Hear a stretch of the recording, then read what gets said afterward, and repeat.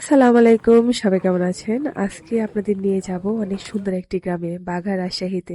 গিয়েছিলাম বিয়ের দাওয়াতে।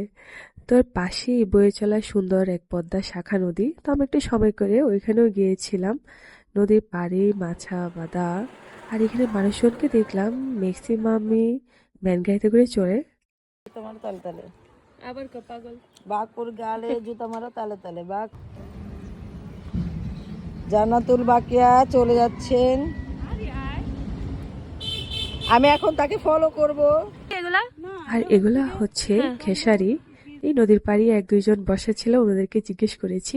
আর যেহেতু নদী শুকিয়ে গিয়েছে, তাই এদিক দিয়ে এখন চলাচল করে কৃষিকাজের জিনিসপত্র সবকিছুই নিয়ে যায় ওরা।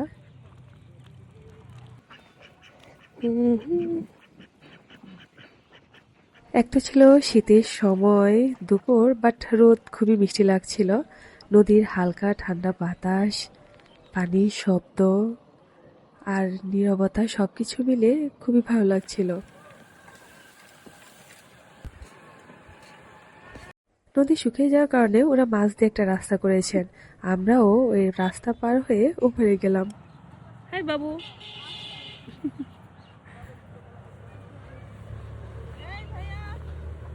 আমাদের হাতে সময় ছিল না, কারণ কল আসতেছিল, তাড়াতাড়ি ব্যাক করতে হবে। তারপরেও যেটুকু ঘুরতে পেরেছি।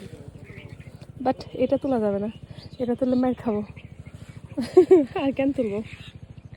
সুখ আসলে বড় কিছু নয়, আপনাকে একটু সময় বের করে প্রকৃতির মাঝে ঘুরে আসাই যথেষ্ট।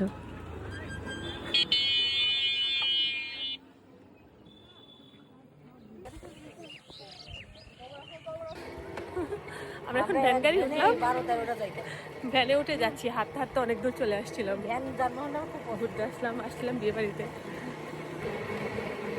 আমার